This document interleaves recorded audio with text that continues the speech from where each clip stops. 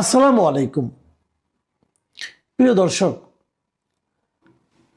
জগন্নাথ বিশ্ববিদ্যালয়ের যে ছাত্র সংসদ নির্বাচন, সেই নির্বাচনের ফল আমরা পেয়েছি এবং সেখানে দেখেছি যে ইসলামী ছাত্র শিবিরের সমর্থিত যে প্যানেল, তাদের একটা ভূমিধস বিজয় হয়েছে।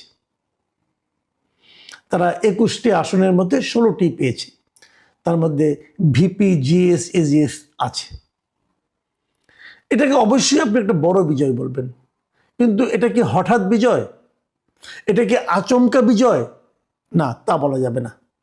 বলা যাবে না এই কারণে যে এ ধরনের বিজয় এর আগে ডাকসুতে হয়েছে, জাহাঙ্গীরনগরে হয়েছে, রাজশাহী বিশ্ববিদ্যালয়ে হয়েছে। এগুলো কিন্তু হয়েছে, ধারাবাহিকভাবে হয়েছে। এখন অনেকে নানাভাবে ব্যাখ্যা করার চেষ্টা করছে কেন হয়েছে। আমি একটা কথা সামান্য আপনাকে বলি, ধরা যাক, হাইপোথেটিক্যালি ধরেন, যদি এগুলোতে ছাত্র দলের বিজয় হতো, তাহলে কি আপনি জিজ্ঞাসা করতেন যে কেন ছাত্রদল জিতলো? জিজ্ঞাসা করতেন না, কারণ আপনি ভাবতেন ওটাই স্বাভাবিক। কিন্তু যখন ছাত্র শিবির জিতে যায়, তখন আপনি অবাক হন, বিস্মিত হন এবং জিজ্ঞাসা করেন যে কেন জিতলো। আমার মনে আছে একটা ঘটনা, কাকতালীয় হতে পারে। আমি একটা কাজে, আমার একটা মানে একটা পারিবারিক কাজে আমি মাঝখানে রাজশাহীতে গিয়েছিলাম।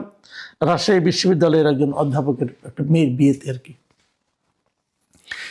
ওখানে যেতে আমি গেলাম, যাওয়ার পর দিন আমি রাজশাহী বিশ্ববিদ্যালয়ের ক্যাম্পাসে ছিলাম রাতে। তো থাকার পরদিন যেদিন রাকসু নির্বাচনটা হয়ে গেল, ওদিনে রাতে আমি যে ওখানে পৌঁছেছিলাম, পরের দিন সকালে পৌঁছেছিলাম।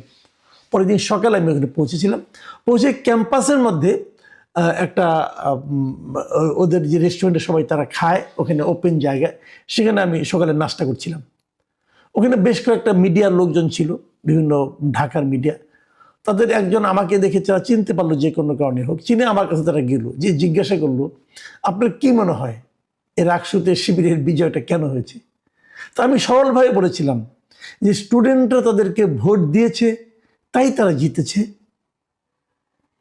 এটা পরে দেখলাম যে বিভিন্ন মিডিয়াতে অনেকে দেখলাম, এটা সামাজিক মাধ্যমে অথবা অনেকেই দেখলাম এটা খুব শেয়ার করেছে এবং বলেছে আমি এটা বলেছি। হ্যাঁ, আমি এটা বলেছি। আমি কিন্তু এটা ঢাকা বিশ্ববিদ্যালয়ে বলেছি, সব জায়গায় বলেছি যে স্টুডেন্টরা ভোট দিয়েছে তাই জিতেছে।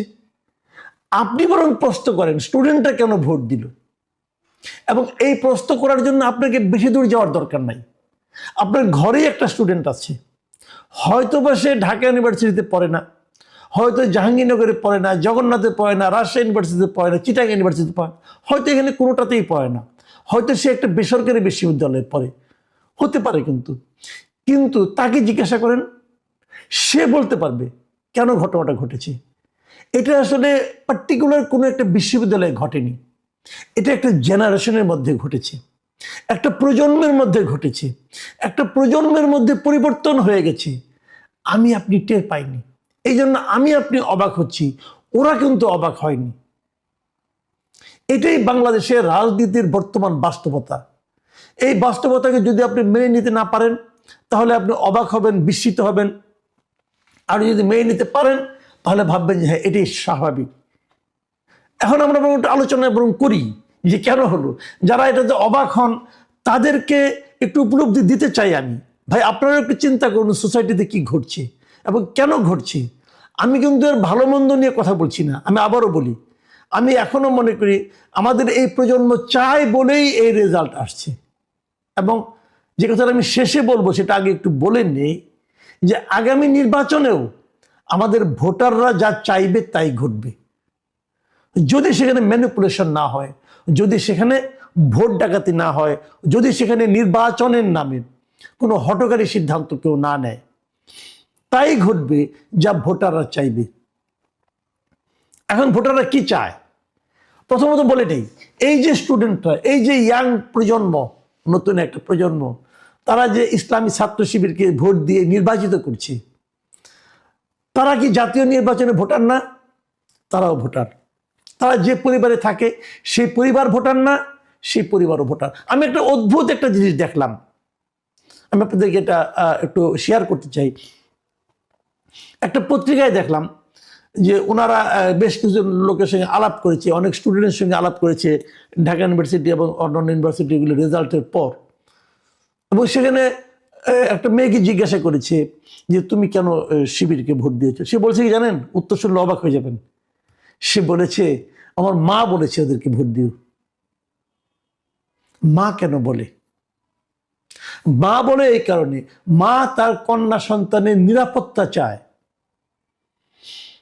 মা বুঝতে চেয়েছে যে কারা ছাত্র সংসদে আসলে তার কন্যাটা নিরাপদে থাকতে পারবে, সে মা বলেছে।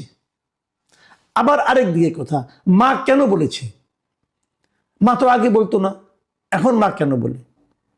তার মানে মার মধ্যেও কি কোনো পরিবর্তন হয়ে গেছে? হ্যাঁ, হয়েছে।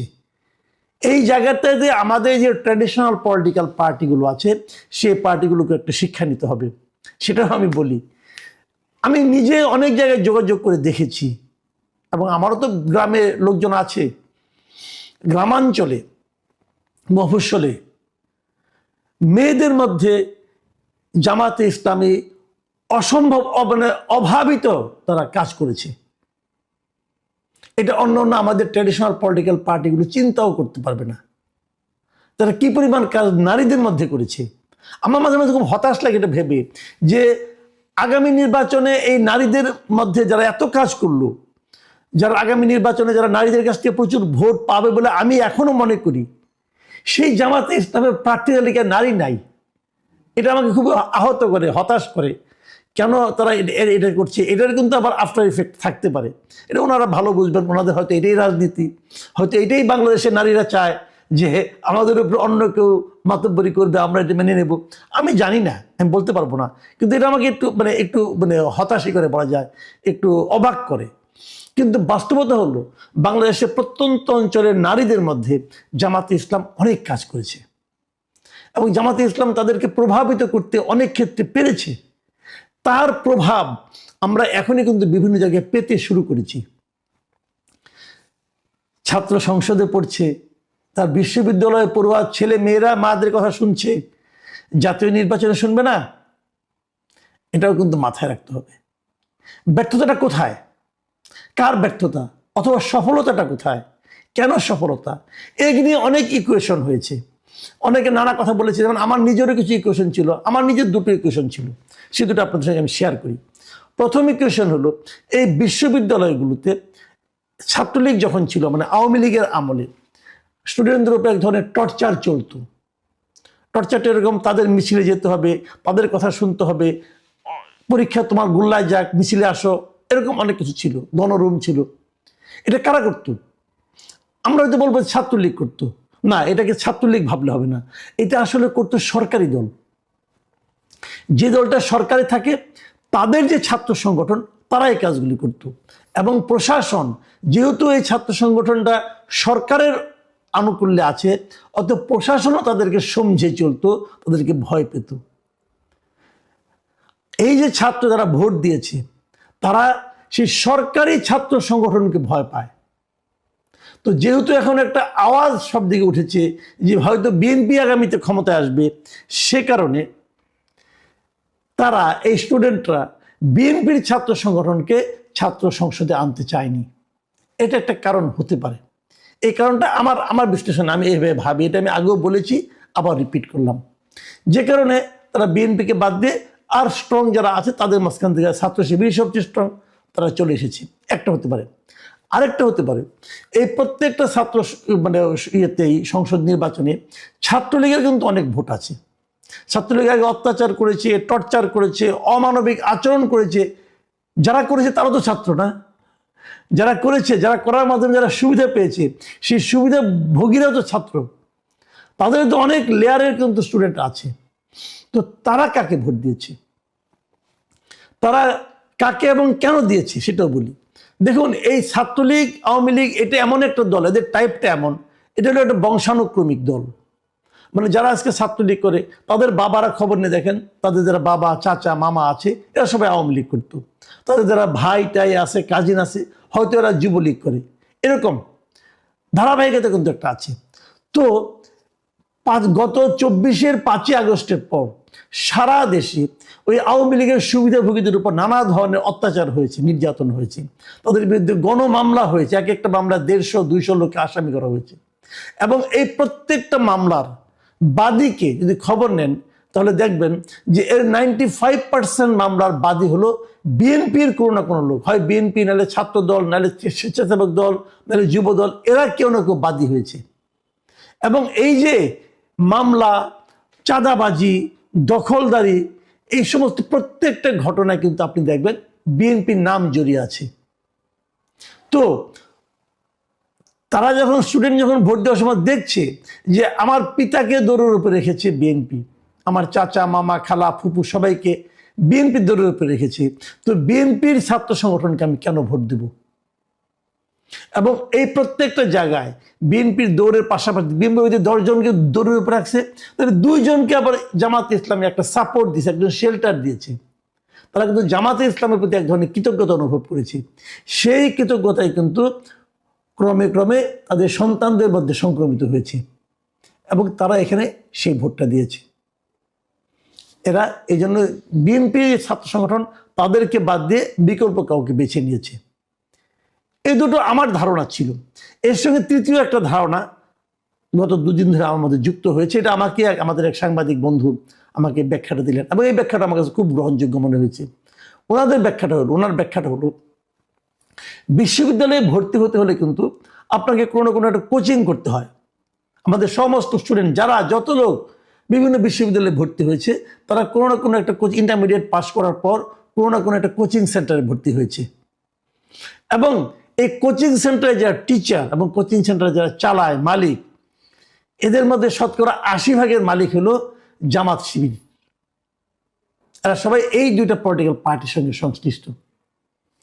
যখন গত 17 বছর আওয়ামী লীগ যখন জামাতকে নানাভাবে সব ধরনের সামাজিক, সব ধরনের পলিটিক্যাল রাজনৈতিক কর্মকাণ্ড থেকে বিচ্ছিন্ন করে রেখেছিল, তখন তারা এইদিকে মনোনিবেশ করেছিল। এবং এখানে পড়াতে যে একদিকে তারা ভর্তির জন্য তাদেরকে প্রস্তুত করেছে, আরেকদিকে তারা ধর্মীয় শিক্ষা এবং ইসলামী ছাত্র শিবিরের যে শিক্ষা, সে আদর্শগুলো ধীরে ধীরে এদের মধ্যে ঢুকিয়ে দিয়েছিল।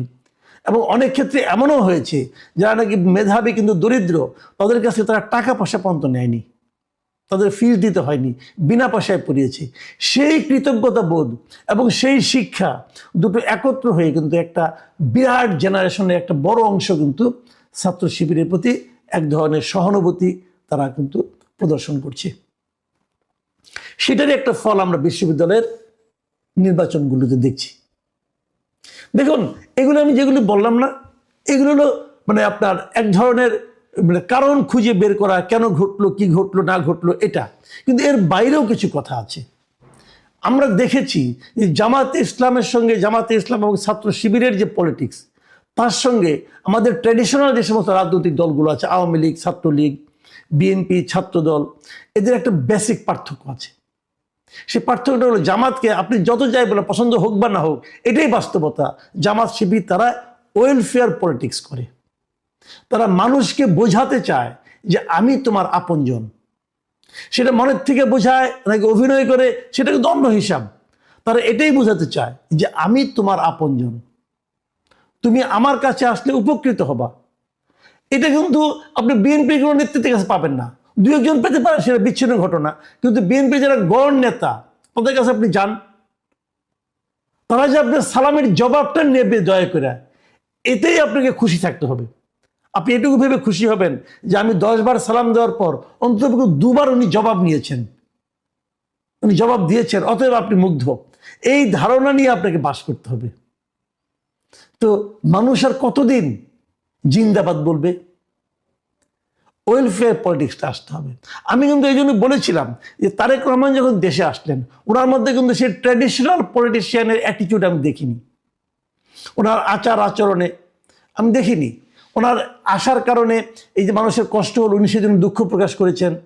ওনাকে কেউ একজন গালি দিল, তাকে উনি আপনার জেলখানা থেকে ছাড়িয়ে আনার জন্য সুপারিশ করেছেন, বলেছেন আমাকে কেউ গালি দিতেই পারে, সমালোচনা করতেই পারে, এই জন্য তাকে আপনি জেলে নেবেন কেন? এটা কিন্তু ট্র্যাডিশনাল পলিটিক্সের মধ্যে পড়ে না। উনি কিন্তু উনি আসার পরেও সেটাও তো ছাত্র দলকে জিতাতে পারলো না।